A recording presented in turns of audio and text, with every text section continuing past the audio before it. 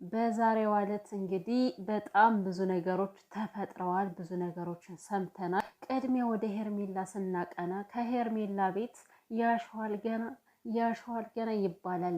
ማለት ያው ነገሮቹ ገና እየጀመሩ ስለሆነ ወደ ሩትዬ የኔ ቆንጆ ወደ አንበሳዋ ዞር ስንል ደግሞ አሸወይና ነው እልል እየተባለ በቃ ቅልጥ እየተደረገ ነው ማለት ነው። እና ሁለቱ ተጋጨ ማለት ነው። ሰላምና ነገር እንዴት ሊስማሙ ይችላሉ?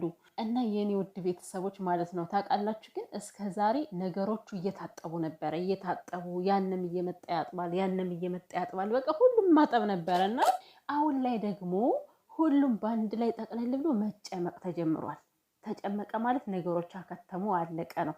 እና የኔ ውድ ቤተሰቦች ከዚህ በፊት እንደምታስታውሱት እንግዲህ አብርሃም ያንን የ500,000 ወርቅ ቀለበት ካጠለቀ በኋላ ወንድማችን ተንከራቷል። የለም በቃ ከቀልቡ አይደለም የሚራመደውም የሚበላው የሚጠጣው ከቀልቡ አልነበረም። እና ኤፍሬም እንግዲህ ያን የእጅ ሀብል ምንድነው የእጅ ሰዓት ውልቅ አርጎ ጣለለት። ይኸው አብርሃም ከላዩ ላይ ግፍፍ አለ። በቃ የተጫነው ነገር ግፍፍ እና ሄርሜላ እንግዲህ ሩቲ መታለች፣ ሄርሜላ መታለች ዛሬ ማለት ነው። ሁላቸውም መጥተዋል።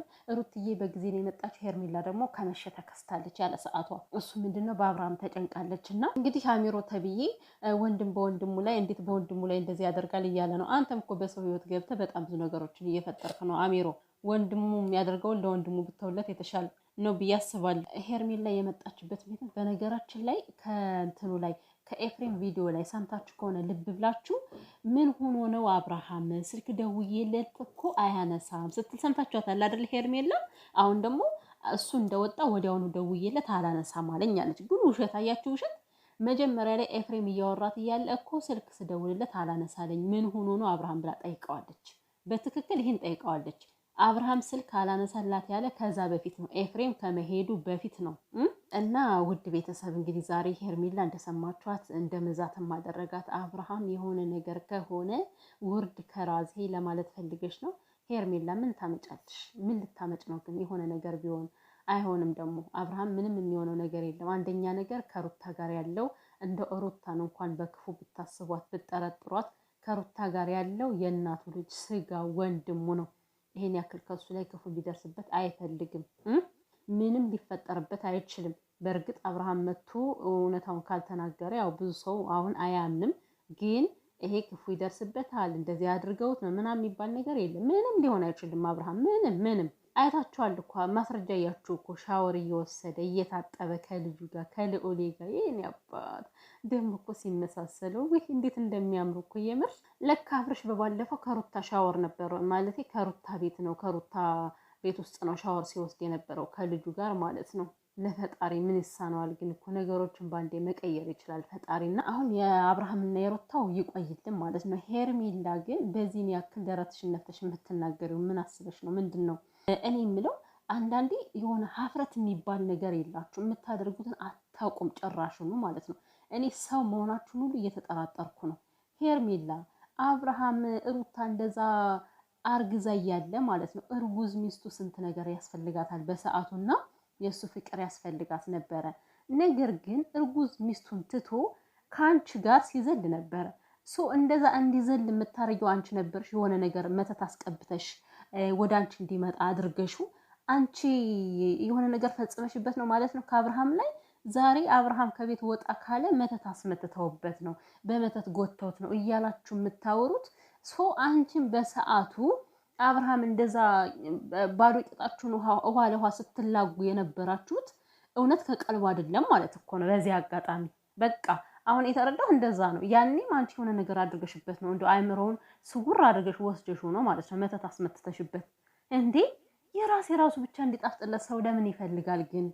አስሬ መተት እያላችሁ የምታወሩት እናንተ በመተት ነው ለካ እንዲቀልቡን አዞራችሁ የያዛችሁት እስከ ዛሬ ድረስ። ወደ ሰው እጃችሁን ስትጠቁሙ አራቱ ጣታችሁ ከእናንተ እንደሚቀር ማወቅ አለባችሁ። ስለዚህ እናንተ የማናችሁ ነፃ? ሲጀመር ከሩታና ከአብርሽ መካከል መተት ምናምን የሚባል ነገር የለም። የመተት መንፈስ የተወጋ ይሁን፣ መተት ይንፈስባችሁ እናንተ ማለት ነው። የምታስቡ ሰዎች በሙሉ ኮሜንቱ በሙሉ መተት ነው ያምታታችሁ፣ እናንተን ያምታታችሁ። እውነት ለመናገር ማለት ምንም በማታውቁትና በማያታዩት ነገር መተት ነው፣ በመተት ይዘውት ነው። ምን ብለው ነው በመተት የሚይዙት? ልዑልን የመሰለ እኮ ማለት ነው እንዲህ ሲያዩት ብርክርክ ከሚያደርግ ሁሉን ነገር የሚያስረሳ ልጅ አለ እኮ አብርሃም። ልዑልን ሲያዩ ሁሉን ነገር እርስት አድርጎት ቢሆንስ እንዴ? ምን አስባችሁ ነው? ሲቀጥል ሄርሜላ ዛሬ እንግዲህ እንደ ማስፈራራትም እያደረጋት ነው አላልኳችሁ? ምን አለች? እኔ ስራዬን ስሰራ ማንም እኔ መስመሬን ጥሶ የመጣ ሰው የለም፣ የምታገስ ነገሮቹን ለአብርሃም ብዬ ነው አላለችም? ኧረ መቅለልሽ ቀለልሽ ሄርሜላ። ግን ኧረ አትቅለይ በፈጠረሽ። ማን ነው ከአንቺ ህይወት ዘሎ የገባው? አንቺ አይደለሽ እንዴ ከሰው ህይወት ዘለሽ የገባሽው? ደፋር ደግሞ እንደዚህ ብለሽ ትመጻደቅ ያምርሻል እንዴ አንቺ? ሳይደርሱባቸው እየደረሱ ይመለሳሉ እየቀመሱ። ሄርሜላ ማለት ነው ይኸውልሽ፣ አንቺ ሰተት ብለሽ ማንም ሳይከፍትልሽ በር አንኳኩቶሽ ከሩታ ቤት የመጣሽው አንቺ ነሽ። ሩታ ከየትም መፈጠርሽን ሁሉ አታውቅም። ለምን ይህንን ነገር ትዘነጊዋለሽ? እንዴት እንደመጣሽ ለምን ትዘነጊዋለሽ? ሩታ አንቺን ከየት አውቃሽ ነው መስመርሽን አልፋ ልትመጣ የምትችለው? ነካሻት፣ መጣችብሽ። አለቀ በቃ። ይሄ ነው የሆነው። ሲጀምር አንቺ አመጣጥሽ እኮ ልክ አልነበረም። ከሰው ቤት ዘለሽ ገባሽ፣ ዘለሽ እንደገባሽ ዘለሽ ትወጫለሽ ማለት ነው። እኔ ለክ በቃ ሄርሜላ እንደ ሴት አስቢ በፈጠረሽ፣ የምሬን ነው ማለት እንደ ሴት አስቢ፣ እንደ ሴት አእምሮ ይኑርሽ። አመጣጥሽ እንዴት ነበረ? ከአብርሃም ጋር የተገናኘሽበት መንገድ ምንድን ነበረ የሚለውን ነገር፣ አብርሃም በሰዓቱ ምንድን ነበረ፣ ባለትዳር ነው ወይስ ሲንግል ማል ነው የሚለውን ነገር ማሰብ አለብሽ። ለምንድን ነው ከዚህ ጋር ፊት ለፊት የራስሽን ብቻ የምታንጸባርቂው? ለምንድን ነው ሩታን እንደ ሴት የማትረጃት? አንቺ ልጅ አይገባሽም እንዴ? ተረጃት እስኪ እንደ ሴት። በሰዓቱ በጣም ነው የተጫወሽባት፣ በጣም ነው የቀለድሽባት። ማንም ከማንም ህይወት ላይ አይደርስም። አንቺ ግን ከሰው ህይወት ገብተሽ ነው እንደዚህ እየታመሽ ያለሽው አሁን ላይ ማለት ነው። ይኸውልሽ ሰላምሽ እየጠፋ ያለው አንቺ ማንም ሳይፈቅድልሽ ከሰው ህይወት ገባሽ። በተጣሉ ሙድ አስመስለሽ ገባሽ፣ የሰውን ባል ወሰድሽ፣ አለቀ። የሆነው በቃ ይሄ ነው እየተፈጠረብሽ ያለው ከህይወትሽ ላይ ማለት ነው። አሁን እዚህ ጋር የአብርሃም ምናምን አይደለም ጉዳዩ። አንቺ አመጣጥሽ በጣም የተሳሳተና የተበላሸ አመጣጥ ነበር የመጣሽው ማለት ነው። አሁን አንዳንድ ነገሮችን ዝም ብለሽ እንዲጣል የምታረጊያቸው ነገሮች መጀመሪያ ከራስሽ ላይ ተጠቀሚበት። ተረዳሽ? መጀመሪያ አንቺ የመጣሽበትን ነገር ስታስተውይ ነው ሩታ ልትረጃት የምትችይው ማለት ነው። ማንም መጥቶ እኔ መስመሬን አልፎ ያቀም። ኧረ እዛ መስመርሽን ጠብቀሽ ኑሪ። ሲጀመር ሩታ አንቺን እንኳን አይደለም ድሮ ማታቀሽን አሁንም እኮ ቼክ አታድርግሽም። የምሬን ነው። አብርሃምን ለመመለስ ብዙ ነገር ትጥራለች እንጂ አንቺ ቼክ አታድርግሽም። ስለዚህ ሄርሜላ ማለት ነው ሌላ አጉል ነገሮችን ባትናገሪ፣ ባዝቻ አጉል ዛቻ ማለት ነው ምንም ልታመጫ አትችይም። በዚህ አጋጣሚ ሩታ ማለት የልጁ እናት ነች። አብርሃም ተጎዳ ማለት ልጇ እንደሚጎዳ ማሰብ አለብሽ። ገባሽ? ስለዚህ የልጇን አባት ምንም የምትጎዳበት ምንም ምክንያት የለም። ባትወልድም እንኳን ማለት ነው ጨክና ከአብርሃም ላይ ክፉ ነገር እንደማታደርስ ማወቅ አለብሽ። እዚህ ጋር አንቺ ጻድቅ ለመምሰል በጣም መልካም ሴት ለመምሰል አትሞክሪ። መልካም ሴት አይደለሽም። አመጣጥሽ ልክ አይደለም።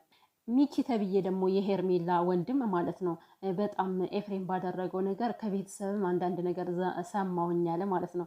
ሚኪ ወንድማችን የሄርሚ ወንድም ማለት ነው። እኔ የምልህ ቤተሰቦች እናት አባት ሄርሜላ አብርሽን እንዴት እንዳገኘችው እና እንዴት እንደወሰደችው ለእሷ እንዳደረገችው ያውቃሉ? የኔ ጥያቄ ነው። ያውቃሉ? ይሄንን ነገር ቤተሰቦቻችሁ አድማ ሰርታችሁ ነው እንደዚህ ያደረጋችሁት? እንደዛ ከሆነ የእናንተ መዋረድ ኖርማል ነው። ኢትስ ኖርማል ኦኬ። ምንም ማለት በቃ እናንተ ውርደትን የምታውቁ ሰዎች አይደላችሁም ማለት ነው። በዚህ አጋጣሚና ልጃችሁ ከሰው ህይወት ገብታ የሰውን ባል መንጭቃ ነጥቃ እንደወሰደች አውቀው ከሆነ እናት አባቷ እየተከተላት ያሉት ኤክስ ናችሁ። ኤክስ